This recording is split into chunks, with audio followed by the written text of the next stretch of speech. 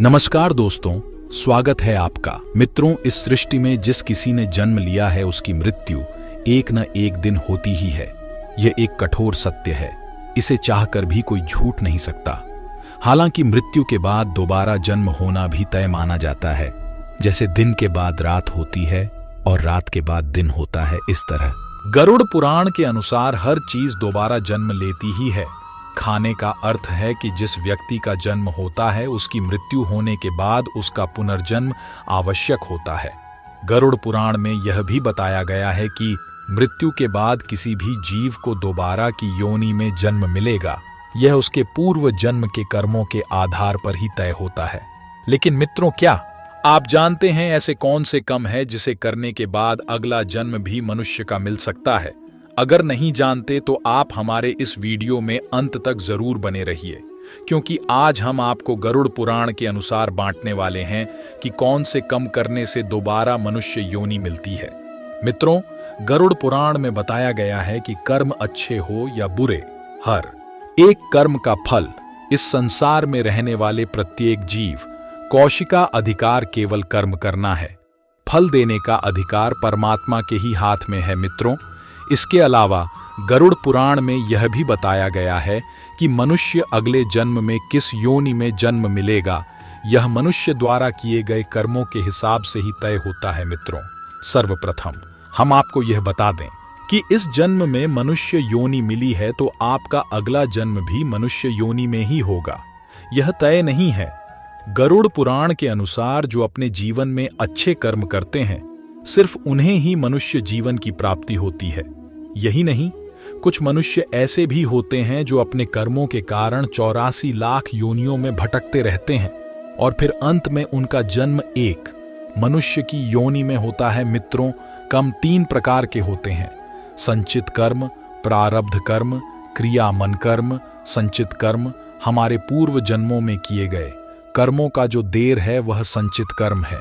प्रारब्ध कर्म उन्हीं संचित कर्मों के आधार पर आपको जो शरीर प्राप्त हुआ है और पूर्व जन्म के कर्मों में जिन कर्मों का फल इस जन्म में भोगना पड़ता है, वह प्रमाण कर्म किसी भी व्यक्ति द्वारा वर्तमान जीवन में किया जा रहा कर्म ही क्रियामन कर्म कहलाता है।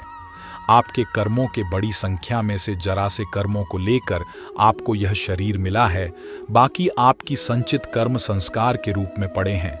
सभी के कर्म के अनुसार जो संचित और प्रारंभ कर्म है, उनसे अगले जन्म का निर्माण होता है, जो तय करता है कि आपका अगला जन्म 84 लाख योनियों में से किसी भी योनि में हो सकता है।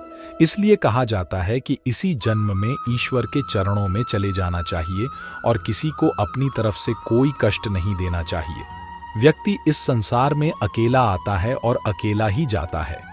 अंतिम समय में उसके अच्छे बुरे कर्म, पुण्य और पाप ही उसके अगले जन्म का निर्धारण करते हैं। महर्षि वाल्मीकि जी आदि ग्रंथ रामायण में रहते हैं कि माता पिता, गुरु, आचार्य और ज्ञानी पंडित का कभी भी अपमान नहीं करना चाहिए और ना ही कभी उनके बारे में ऐसे विचार अपने मन में लाने चाहिए, और जो व्यक्ति ऐसा करता है उसे माँ बाप लगता है। ऐसे लोगों को नरक में आपका फल भोगना ही पड़ता है, चाहे वह कितना भी दान पुण्य कर ले। इस बात को कोई पुण्य नहीं मिटा सकता। मित्रों, जो व्यक्ति हमेशा दूसरों के हित में सोचता है, उनकी सदैव मदद करता है, पशु पक्षी और अन्य जीवों पर दया करता है, जरूरतमंदों की मदद करता है और बिना किसी स्वार्थ से संचित धन का उपयोग धार्मिक कार्यों में करता है, ऐसे मनुष्य का अगला जन्म मानव योनि में ही होना चाहिए। मित्रों, इसके अलावा गरुड़ पुराण में यह भी बताया गया है कि जो मनुष्य अपनी मृत्यु के अंतिम समय में जिस चीज के बारे में सोते हुए अपने प्राण त्यागता है, उसे अगला जन्म उसी के अनुसार मिलता है। जैसे कोई व्यक्ति अपने अंतिम समय में किसी स्त्री को याद करते हुए अपने प्राण त्यागता है तो उसका अगला जन्म स्त्री के रूप में ही होता है। इसी तरह जो व्यक्ति अपने अंतिम समय में ईश्वर को याद करते हुए अपने प्राण त्यागता है तो वह मुक्ति की ओर अग्रसर हो जाता है। इस बात का आधार भागवत के जड़ भरत उपाख्यान में मिलता है। यदि आप हो कथा जानना चाहते हैं तो हमें कमेंट में जरूर बताएं। मृत्यु के अंतिम क्षण के विचार भी एक मनुष्य के अगले जन्म को तय करते हैं।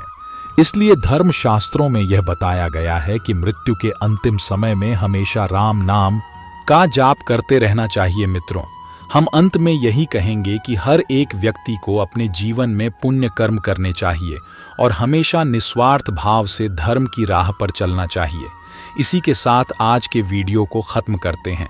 आपको हमारी जानकारी कैसी लगी हमें कमेंट में ज़रूर बताएं और अपने दोस्तों के साथ शेयर ज़रूर करें, क्योंकि खुशियों और ज्ञान बांटने से ही बढ़ता है।